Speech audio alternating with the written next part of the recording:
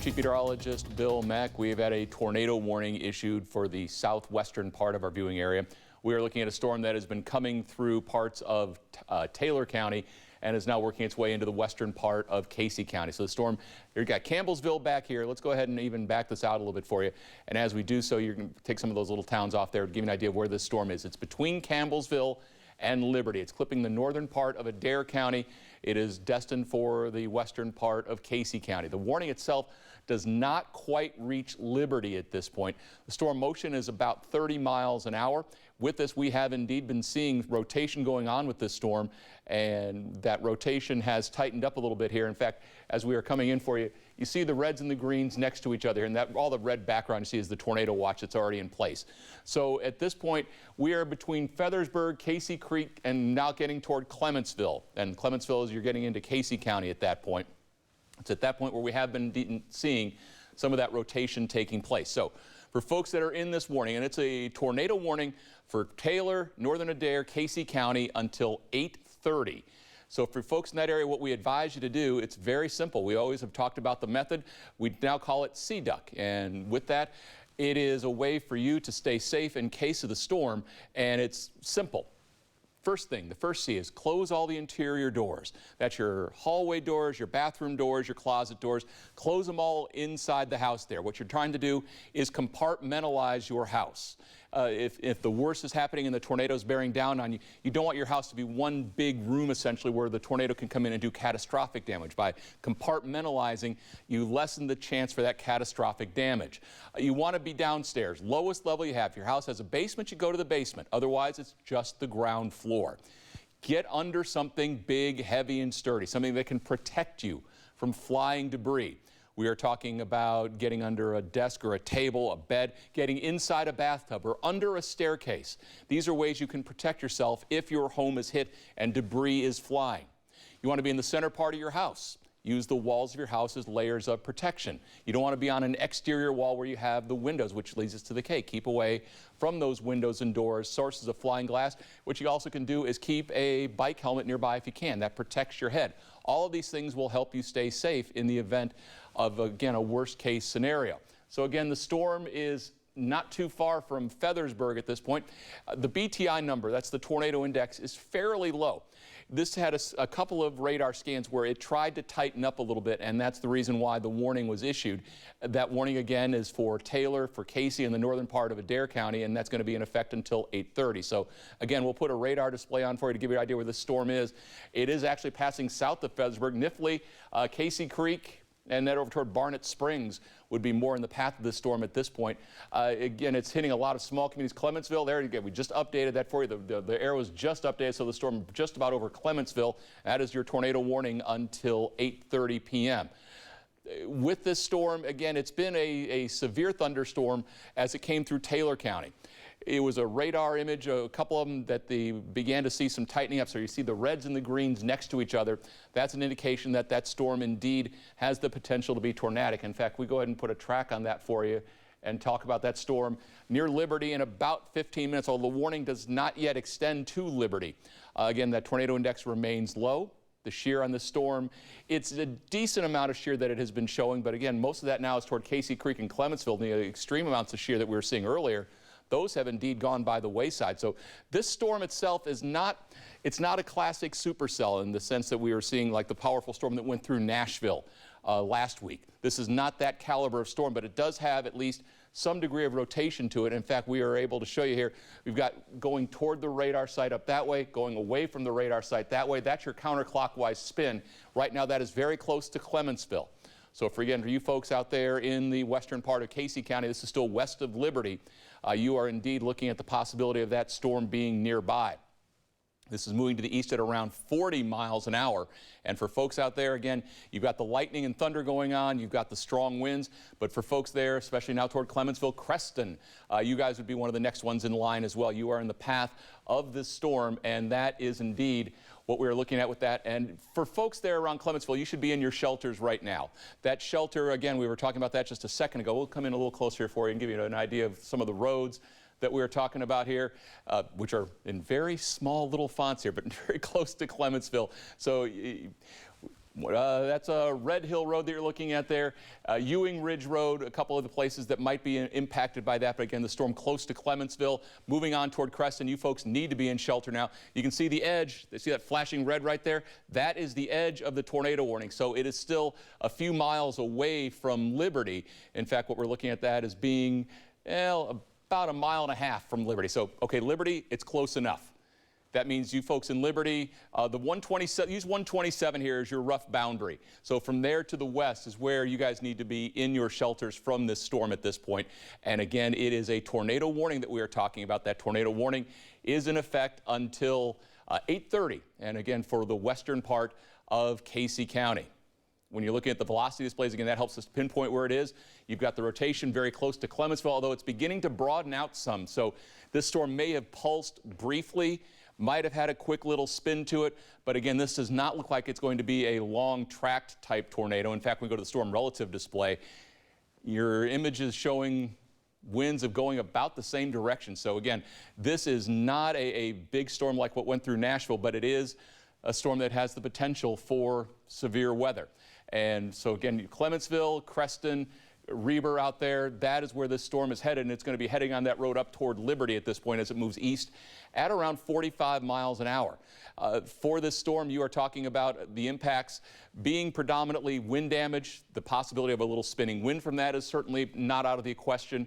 The storms back toward Louisville are much more impressive at this point. But again, you can see how that storm has a little bit of a notch to it. And there's the big picture with a lot of rain covering the area now. It's southern Kentucky where we are looking at the greatest danger from all of this. So we come in for you again, the storm that is going into the western part of Casey County. There you see it, still well to the west of Liberty. It's in that little bit of a notching right in there that we are indeed seeing that potential for a spin-up tornado. So this is going to pass very close to Dunville. Dunville's just out of the warning box that's been outlined, passing north in Dare County, north of Columbia. Again, it's that notching. You see it right in there. That little bit of notching is where, if this storm has a tornadic potential, it's going to be right in there. So again, you're not far away from Dunville, but again, passing looks like just to the north. Maybe close enough that you folks in Dunville need to be prepared as well. So you see Barnett Springs, Creston. It's now passing south of Clementsville.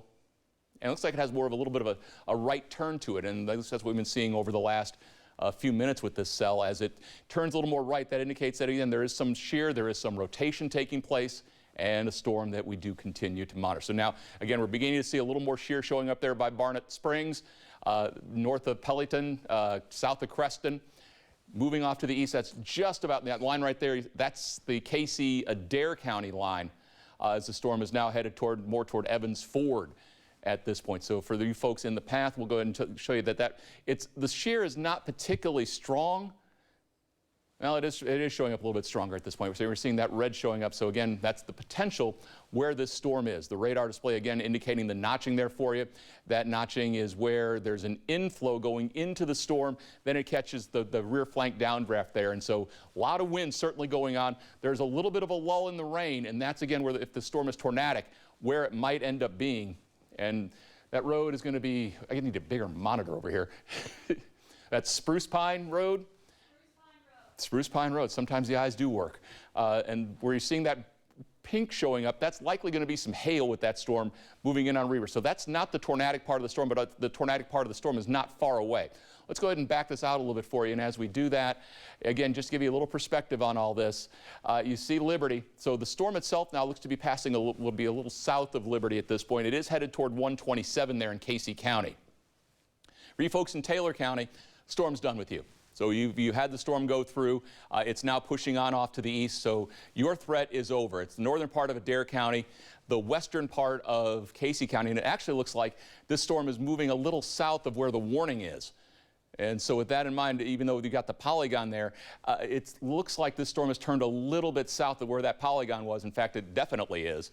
And so with that in mind, it's a situation where it's passed by Clementsville. It is headed now off to the east. Pricetown is going to be close to this. Looks like Evans Ford would be one of the next communities in line. Dunville, it's a few miles away from you. So for you folks there in west central, southwestern Casey County, is where we are looking at this particular cell. When we pop the velocities on here for you again, where you got the reds and greens next to each other, the area that of greatest concern, not far from Creston, not far from Reber. You folks need to be in shelter. And again, we advise you when you're talking about what to be safe. We have a couple of different ways we can show this to you. And that is, again, if you have a basement, you go there. The cutout here, again, that's the safest place to be, is you get into that basement in the middle part of your house. If you don't have a basement available, what you do then is you find an interior room like a bathroom, like a closet, a place where you can put yourself away from the outside walls. You see that?